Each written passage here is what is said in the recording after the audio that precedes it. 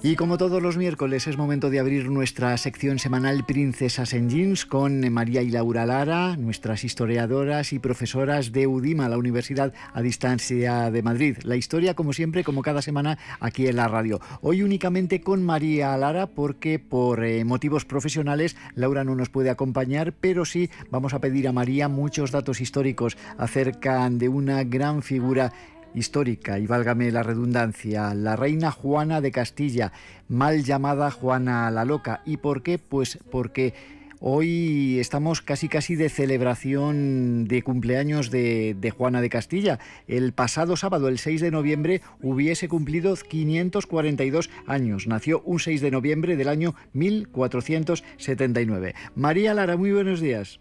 Hola, César. Pues seguimos conmemorando ese aniversario de la Revolución Comunera y también, fíjate, hace poquitos días, el pasado sábado, hubiésemos celebrado el cumpleaños de doña Juana de Castilla. Y la duda que tengo es si siendo reina alguna vez le felicitaron el cumpleaños, porque resulta lamentable cuando ves una calle que se llama Juana, pero no Juana I de Castilla, que era su título, sino Juana la Loca. Vamos, que te pongan una calle o una plaza y te pongan ese despectivo, pues es terrible. Yo creo que ha sido el San Benito por excelencia de la historia de España, el de la reina Juana de Castilla. Era toledana, nació el 6 de noviembre de 1479, justo cuando sus padres, Isabel y Fernando, acababan de terminar la guerra civil castellana contra la sobrina de Isabel y prima de Juana, también llamada Juana la Beltraneja.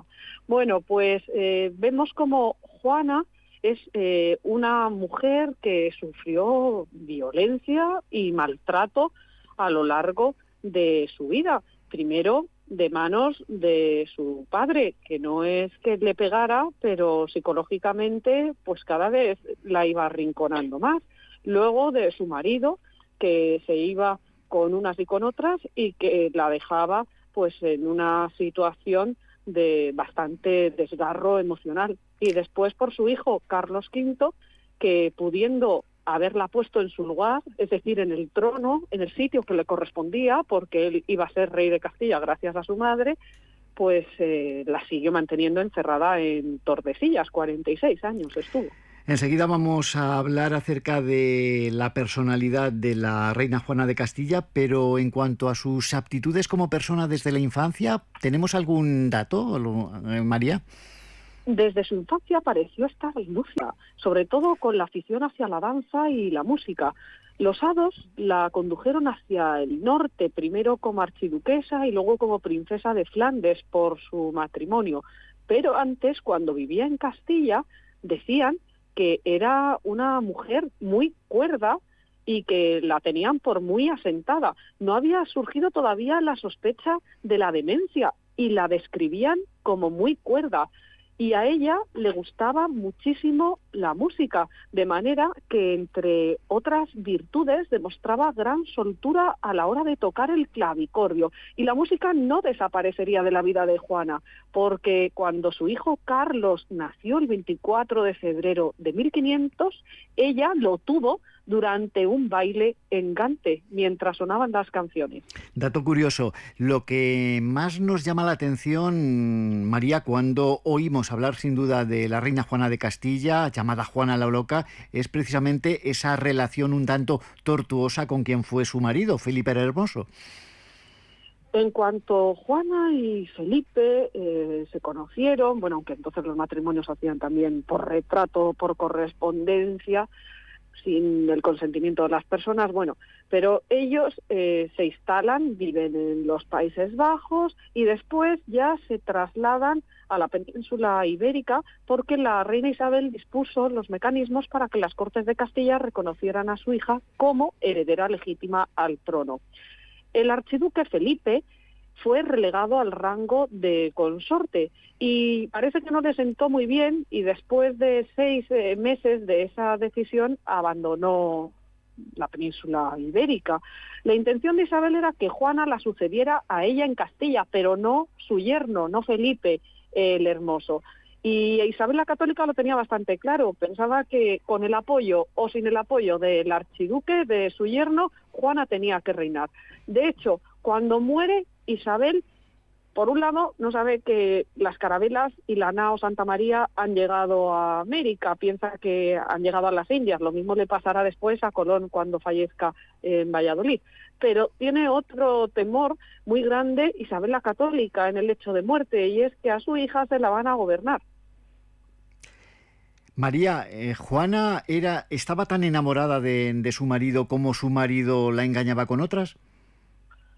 Sí, ella se quedó prendada de él desde el momento en el que lo vio, y después padeció en vida de Felipe el Hermoso por los desvaríos y los desmanes sentimentales de él, pero también cuando fallece. Los Habsburgo, hay que recordar que comienzan a reinar en España a partir de la Concordia de Villafácila, de 27 de junio de 1506, por la que Felipe el Hermoso es reconocido como único rey de Castilla, habida cuenta de la demencia de su esposa. Es decir, que ahí la intención de Isabel la Católica, de la suegra de Felipe el Hermoso, pues se fue al traste. Pero Felipe reinó pocos meses, porque este príncipe de la ciudad de Brujas falleció en Burgos con 28 años de edad en un suceso que todavía sigue siendo tenebroso, está envuelto en el misterio.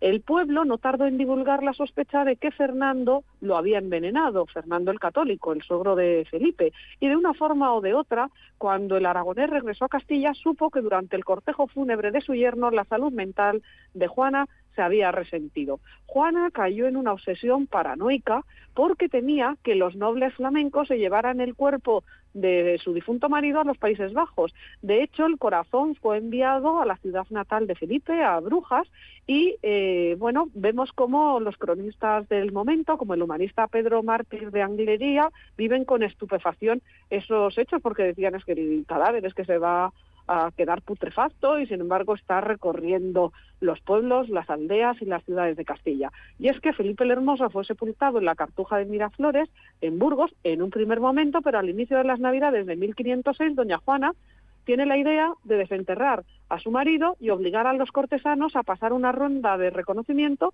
pese a que no se distinguía bien si tenía rostro de hombre, porque estaba envuelto en vendajes impregnados en ungüentos y porque los días pasaban. Después Felipe emprendió el viaje más terrorífico que se ha registrado en la historia de España, rodeado de funeral y de pompa y de una turba de clérigos entonando el oficio de difuntos. Fue deambulando desde la Nochebuena y se fueron instalando en los distintos conventos de las ciudades por las que pasaban. Decía el cronista, nuevamente Mártir de Anglería, al que ya hemos citado, que la continua combustión de las velas junto al féretro daba a los cortesanos un color de etíopes. Y además es que Juana tenía celos de las monjas de los conventos cuando ella misma había orquestado aquel viaje. Finalmente, Juana fue poniendo a prueba la paciencia de todos sus vasallos, y el cuerpo de Felipe el Hermoso y de Juana de Castilla reposan los dos hoy en Granada, en la Capilla Real. Vamos a rebobinar un poquito, María, y a hacer referencia a cuál fue, cuando lo pudo ejercer, evidentemente, el papel político de la reina Juana. Juana aparece en el reinado de Carlos I de España y V de Alemania, como se estudian los libros de texto, y es que además de rey de la monarquía hispánica, también era emperador centroeuropeo. Bueno, de esto estamos hablando Laura Lara y yo en el ciclo de conferencias Juana es nuestra reina, que estamos impartiendo por encomienda de las Cortes de Castilla-La Mancha en toda la región, en este año del 5º centenario de los comuneros. Y otro día hablaremos en Princesas Engins de las comunidades de Castilla detenidamente. Y es que realmente el único papel político que tuvo Juana fue en el momento de las comunidades de Castilla. Los únicos que le levantaron el ánimo y que fortalecieron su autoestima durante toda su maltrecha existencia fueron los comuneros, Padilla, Bravo, Maldonado y otros cuyo nombre es menos famoso, como Zapata, el comunero de Madrid, que se presentaron en el torreón de Tordesillas y le dijeron eso: Juana es nuestra reina. Claro, ella se vino arriba cuando vio que estaban acababan creyendo en ella, pero lo recibió, les dijo que los problemas de Castilla eran sus asuntos y que por tanto la mantuvieran informada y que ella los apoyaba, pero en esos momentos había una guerra abierta entre el bando de Carlos I, el bando realista, y por otro lado las comunidades de Castilla. ¿Y qué pasó? Pues que cuando tuvo que firmar los documentos, porque a los comuneros les dio muy buenas palabras, pero ellos necesitaban cartas firmadas, pues ahí se lo pensó 2 veces y temió que firmar los documentos pusiera en jaque el trono de su hijo. Y todo se quedó en el sueño de una noche de verano. María, otras características de la vida de Juana de Castilla. Si pasar 1 mes y medio o 2 confinados nos pareció algo terrible y muchas personas lo acusaron de una manera bastante seria en su estado anímico, ¿qué podemos decir de un confinamiento de 46 años? Porque sin duda las grandes confinadas de la historia de este país han sido Juana de Castilla y la princesa de Éboli. Una en Pastrana y otra en Tordesillas. Es que durante 46 años, hasta su muerte en 1555, Juana estuvo confinada, primero por orden de su padre, Fernando, el católico, después por decisión de su hijo, Carlos I. Y además se encontraba con ella su hija menor, Catalina, que luego fue reina de Portugal, pero sus guardianes eran los marqueses de Denia. Y como dijimos hace unas semanas en Princesas en Jeans, hablando de la Cenicienta y de cuentos de princesas basados en historias reales, a Catalina y a su madre Juana, los marqueses de Denia las trataban de una manera muy hosca. Y bueno, es que realmente era un confinamiento en el que no había ninguna posibilidad de distracción ni de atractivo. La pintura del siglo XIX y de principios del siglo XX así lo recreó. Juana y Catalina mirando por una ventana o tratando de distraerse como podían, encerradas y sin hacer ruido, no sea que les cayera una bronca.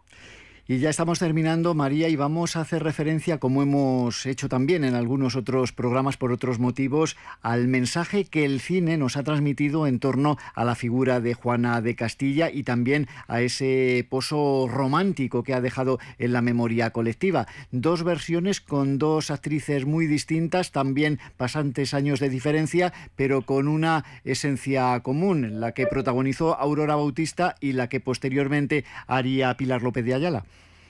Así es, en la película de 1948, dirigida por Juan de Orduña, en Locura de Amor, aparece Aurora Bautista representando a Juana la Loca e interpreta a Felipe el Hermoso Fernando Rey. Se habla de la desolación de Juana y se sigue además el libreto de la obra La Locura de Amor, escrita en 1885 por Manuel Tamayo y Baus. Y ya de hace tan solo unos años, pues tenemos la otra película de Juana de Castilla, en este caso titulada Juana la Loca y dirigida por Vicente Aranda, donde encontramos con otro tipo de vestuario, fotografía, maquillaje, música y vestuario, nuevamente la misma historia, en este caso con Pilar López de Ayala como Juana de Castilla y con Daniel Eliotti como Felipe de Habsburgo. Ahí, por ejemplo, pues se ve el nacimiento de Carlos y también cómo la juventud de Juana, antes de casarse con Felipe, parecía bastante diferente a lo que luego iba a ser su vida matrimonial, cuando no se sentía apreciada por su marido, y a la desesperación final con imágenes poderosas como la que se produce cuando Juana grita bajo una lluvia intensa sin saber dónde se encuentra el pozo de verdad.